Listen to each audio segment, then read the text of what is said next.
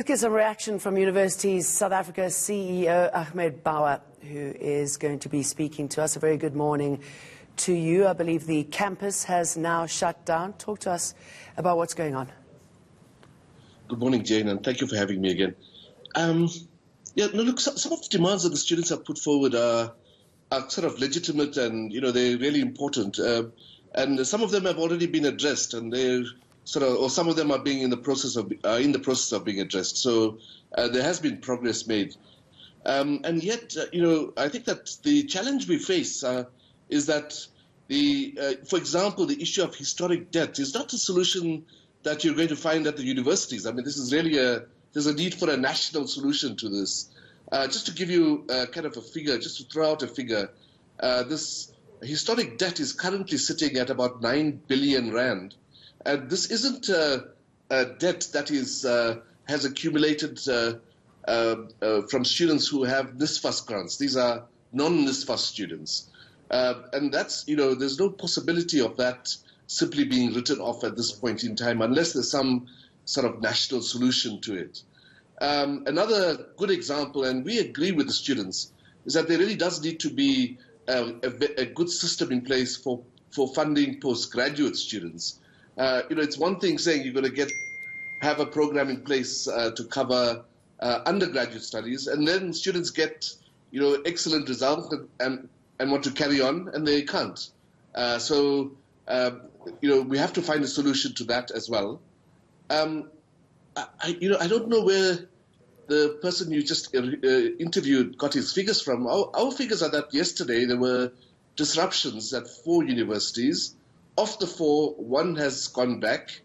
The other, 2 have gone back. And so, unless there's some big change today, it certainly isn't in the region of 21 universities, no. Yeah, because they're calling for a nationwide shutdown, aren't they? But I mean, when does this stop? Because we do have a problem when it comes to accommodation, for example. The amount of money that these students have to pay, the sort of money that they've got to cough up in the interim, and what can be done immediately?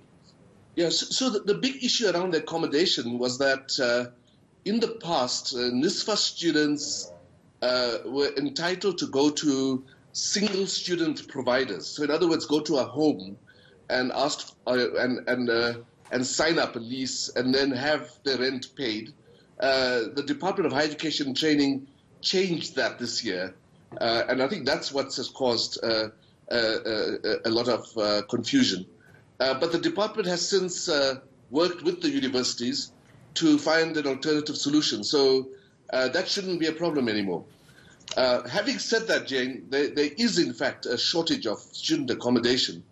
And that isn't going to be solved in the short term. I mean, that's going to be a very long-term project. And how do we stop the violent reaction to not getting what the students want? Yes, and I think that, this is a perennial problem. It happens every single year. And it seems to be that it's not just simply about the demands that are on the table, that it's also about kind of the culture of resistance and so on. There are so many other forms of resistance that students could embark on, which would kind of, in fact, if students and universities and government work together, we'd be able to arrive at solutions. But instead, we end up where we are at the moment. So, so our suggestion to students is please engage the universities, but do it without shutting down the universities. I mean, that just doesn't make sense. All right, any idea how long the campus will be shut down for and what's likely to happen next in order to resolve this situation?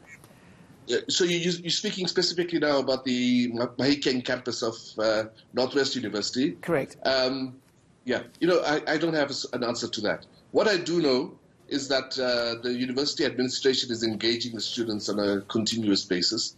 And that's also happening at other institutions where students have kind of taken to the streets, as one might say. Ahmed Bawa, good to talk to you. Thank you.